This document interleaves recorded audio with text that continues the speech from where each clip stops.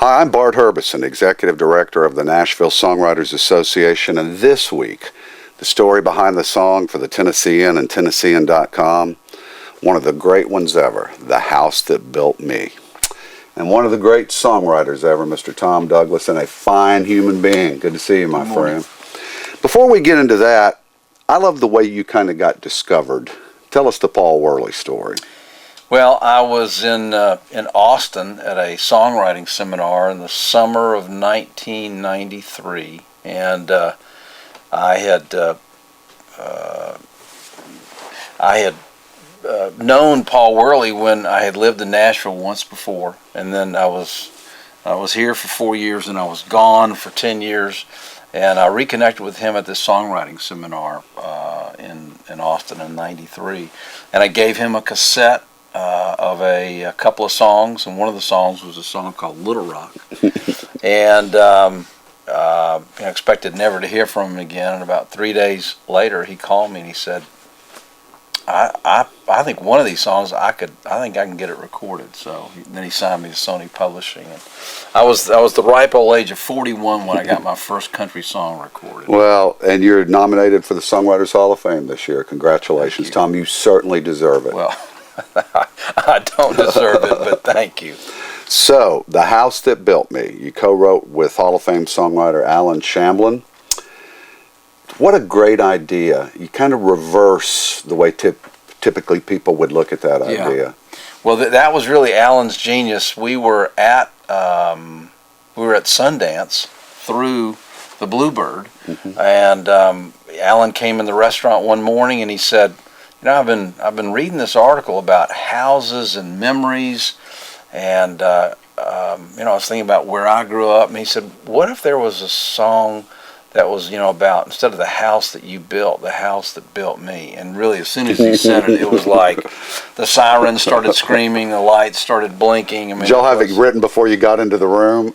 Well, it is one of those, isn't it? The crazy thing is, it took us 7 years to get it right. What? We wrote it and demoed it, turned it in, and got absolutely no response. And then we were so convinced we had a classic that about, I don't know, maybe once or twice a year we'd get together for years and just look at it and think, what is wrong with it? Why is this not resonating?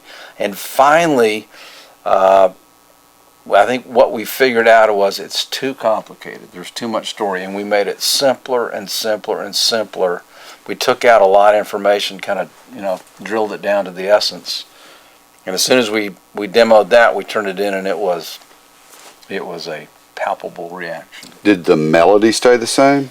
The melody was pretty much the same. It was just the song structure was, we kind of had some obscure references. Such as rebuilding, a Dodge in the garage with your dad. Let me see what some of the other, maybe more references to high school, and it was all good information. But as often, what happens with songs is that's good backstory for the writers, but it doesn't have to be in the song. Right. So I think, over those years, we finally synthesized it down as like, what is absolutely essential, and let's just put that in there. And then one thing that we did not have that we finally found at the year, we did not have the line, which was, "If I can just come in, I swear I'll leave and won't take nothing but a memory." We did not have that. Which kind of flips into the meat of the song. And that line is almost as important as the hook. Yeah. So was it American Pie? Was it 97 minutes long before, or what? It was long. I mean, it would be an interesting study, to compare the. You'd be good at doing this, being the professor, to study. Because I teach a whole seminar on your song, Leaving October. I'll give you the original demo and the original Let's lyric. do that together. Let's do a video lesson for songwriters. Yeah. Because here's another lesson, I think, for songwriters, and I'm going to compliment you and Alan, and I've seen Alan do this before. I don't know if you've done it. We haven't talked about it. Most people wouldn't have kept going on that song. You're trying to do what's next. You're trying to write with the artist. What's the latest idea?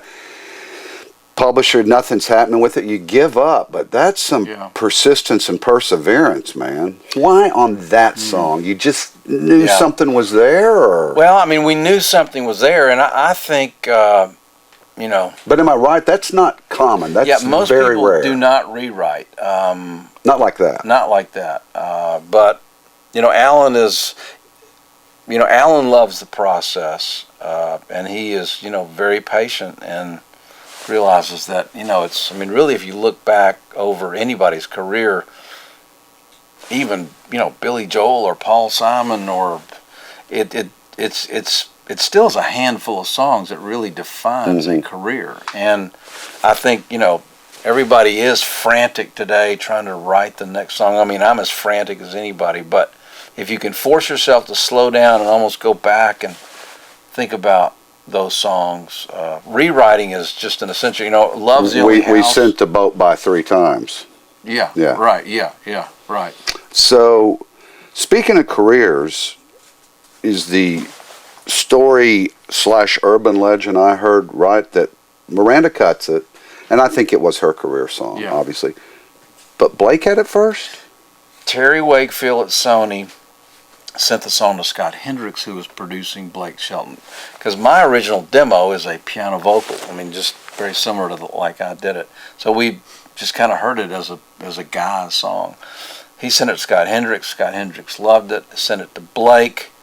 And their process is Scott Hendricks, the producer, collects 20 songs a week, FedExes them out to Blake. When he comes in off the road on a Sunday night, he gets his CD and he sticks it in his CD player, and it's a 3-hour drive from the airport to his ranch in Oklahoma. And this, what I'm getting ready to tell you, is not true, but it's a very good story. So he gets in this truck. He's with his girlfriend. It's thundering and lightning. It's a windswept Oklahoma highway, and he puts the CD in to try to stay awake. And he's got a cup of coffee, and third song in, this song, "The House That Built Me," comes on, and all of a sudden he hears his girlfriend just crying, and I mean really weeping, and he says, "Gosh, baby, what's wrong?" And she says, "That's my story." And he said, "Well, if you love it that much, maybe you should record it." And so fortunately for us, Blake Shelton had the presence of mind to have a beautiful girlfriend who's a talented singer, Miranda Lambert, and that's literally how the song got to Miranda.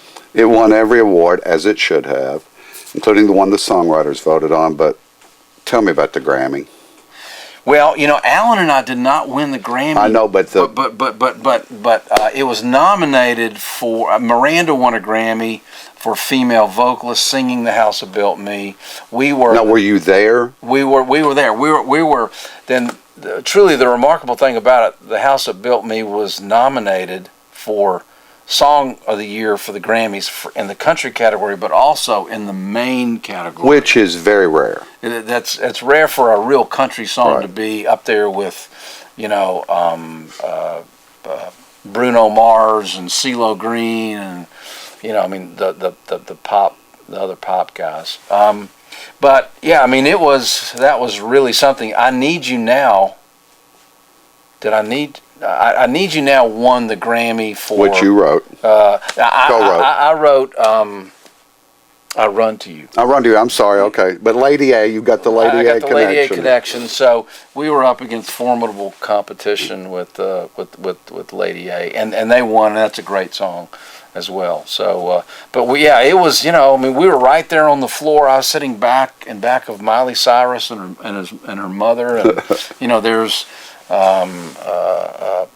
who's the guy that did all the songs with Bette Midler? Barry Manilow was right there, and I mean it was a pretty surreal moment. We had Miranda and Blake right there, and so she won the Grammy and got to go up and perform the song on the Grammys. So. Awesome, special night, and a special song, and that's the story behind the song, "The House That Built Me." Alan Shamlin and the great Tom Douglas this week for the Tennessean and the Tennessean.com. This place or feel the brokenness inside. me might start healing. Out here it's like I'm someone else. Thought that maybe I could find myself. If I could just come in, I swear I'll leave.